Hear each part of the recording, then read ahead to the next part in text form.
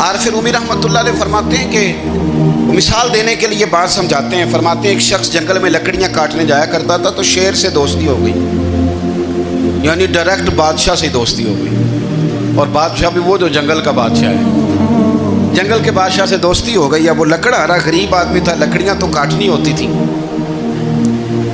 تو وہ جنگل کا بادشاہ اعلان کر دیتا جانوروں کو کہ میرا دوست آیا, ایک تو کوئی تنگ نہ کرے, اور دوسرا یہ کہ سب لوگ مل کے اس کے ساتھ تعاون کریں.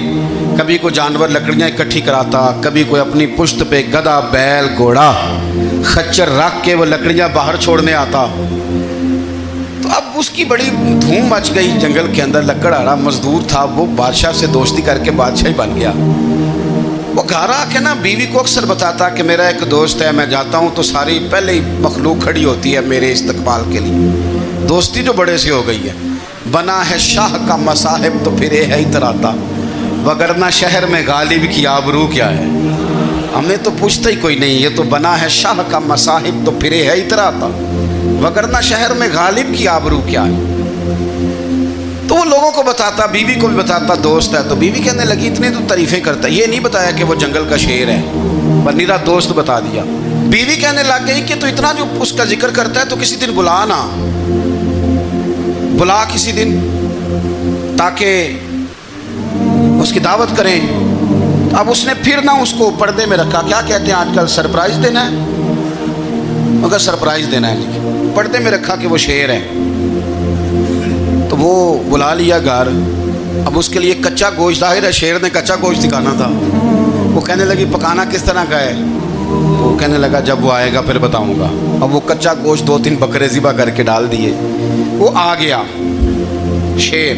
عارف رومی کہتے جب وہ آیا نا تو اس کی بیوی نے دیکھا تو اس نے ایک سخت جملہ کہہ دیا. کہنے لگی اوہو, میں سمجھی تھی پتہ نہیں کون ہے, اس طرح کے درندے تیرے یار ہیں, کتے بلے دوست بنائے ہوئے ہیں, یہ کیا بات ہوئی. خیر وہ شیر نے سن لیا, گوشت کھایا, وہ چلا گیا. اگلے دن لکڑہارا لکڑیاں کاٹنے گیا تو شیر نے ملاقات کرتے ہی لکڑہارے سے کہا کہ یہ نا کلاڑی اٹھا اور میری پشت پہ نا ایک زخم کر دے. اس نے کہا نہیں میں یہ کام نہیں کرتا, تو میرا دوست ہے. اس نے کہا سن بھائی, میں نے پیار سے کہا ہے تو مان جا, ورنہ میں ہوں شیر, میں نے تجھ سے منوا ہی لینا ہے, میں کو تکلیف دوں گا مناسب نہیں, تو کر. اس نے کلاڑی اٹھائی اور اس کی پشت پہ ایک زور سے زخم لگا دیا, خون بہنے لگا. اس نے کہا تو نے آج کے بعد آنا ہے, لکڑیاں کاٹنی ہے, تجھے کوئی کچھ نہیں کہے گا, بس یہ ایک حکمت تھی جو میں نے کیا ہے. قصہ مختصر. وہ آتا رہا, لکڑیاں ملتی رہیں, خدمت بھی ہوتی رہی. 6-8 ماہ گزر گئے. ایک دن شیر اس سے کہنے لگا یہ میرے ذرا بال اٹھا کے دیکھ, وہ جو تو نے زخم لگایا تھا وہ کہاں پہ ہے. اس نے وہ بال اٹھا کے دیکھا تو زخم ملا ہی نہیں, کئی جگہ پہ ٹٹولا کا, یار یہاں تھا یہاں تھا یہاں تھا. شیر نے پھر کیا کمال ہی جملہ کہا.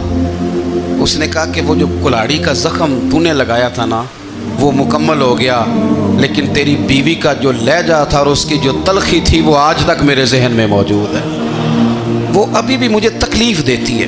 وہ بات سوچتا ہوں مجھے اس نے درندہ کہا, اس نے میرے بارے میں اتنے کچے اور کمزور اور سخت جملے کہے, تو وہ بات مجھے بھولتی, وہ آج بھی میرے ذہن میں اسی طرح گونجتی ہے. تلخ جملے جو اس نے کہے اور خوفناک جو انداز اس نے اختیار کیا, وہ بات مجھے کبھی بھی بھولتی. تو آپ کے لفظ لوگوں کو بھول جاتے ہیں پر لہجہ یاد رہتا ہے اگر ہم اپنے لہجے پر تھوڑی توجہ ہی کر لیں. کچھ لوگ کہتے ہیں جی میرا جی روٹین ہی یہ ہے بات کرنے کی, تو یہ یاد رکھنا کسی وقت ایسا بھی ہوتا ہے کہ شیر کو سوا شیر مل جاتا ہے. پھر ایسا نہ ہو کہ آپ کی تلخی کی جواب میں کوئی اس طرح کی تلخی ہو کہ پھر آپ اس کو کبھی بھلا نہ سکیں. ہمارے ہاں نا یہ دور تیزیاں دکھانے کا دور ہے.